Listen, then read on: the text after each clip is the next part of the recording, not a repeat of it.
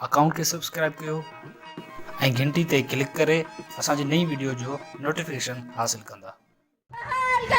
बहाल करो शागिर्द यूनियन बहाल करो। हम तालीम बचाने निकले हैं, आओ हमारे साथ चलो। हम तालीम बचाने निकले हैं, आओ हमारे साथ चलो।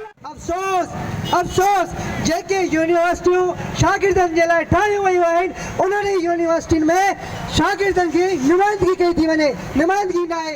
दुनिया में वञी ॾिसो, आलमी यूनिवर्सिटियुनि में वञी ॾिसो, यूरोप जी यूनिवर्सिटियुनि में, इंडिया जी यूनिवर्सिटियुनि में, चाइना जी यूनिवर्सिटियुनि में शागिर्द लीग क़ाइमु आहे।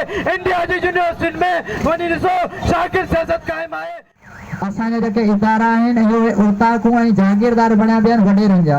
अॼु ॾींहुं ताईं असां छा आहियूं, असां गुलाम आहियूं कंहिंजा वॾेरनि ऐं भोतारनि जा। असां इहो बि ॾिसूं पिया हींअर त HSC जी बजट घटाई वई आहे ऐं यूनिवर्सिटियुनि में जेके हॉस्टलूं आहिनि उन्हनि में शागिर्दनि जे रहाइश लाइ कमरनि जो पूरा कोन्हे ऐं यूनिवर्सिटियुनि जूं जेके फीसूं आहिनि उहे वधायूं वयूं। हिन साल असां वटि तालीम जी बजट मां 45% कट कयो वियो आहे। 45% बजट उहा बि कहिड़ी, उहा हायर एजुकेशन कमीशन वारी उहा बजट जंहिं मां असांजा नौजवान ॿाहिरियुनि मुल्कनि में MPhil ऐं PhD जे स्कॉलरशिप ते वेंदा हुआ।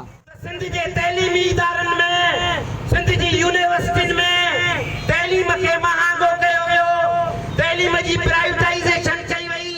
शागिर्द सियासत खे सियासत सम्झणु ऐं ॾिनी वञे ऐं उहे सियासत सम्झंदा तॾहिं जॾहिं शागिर्द यूनियन तां पाबंदी ख़तमु थी वञे।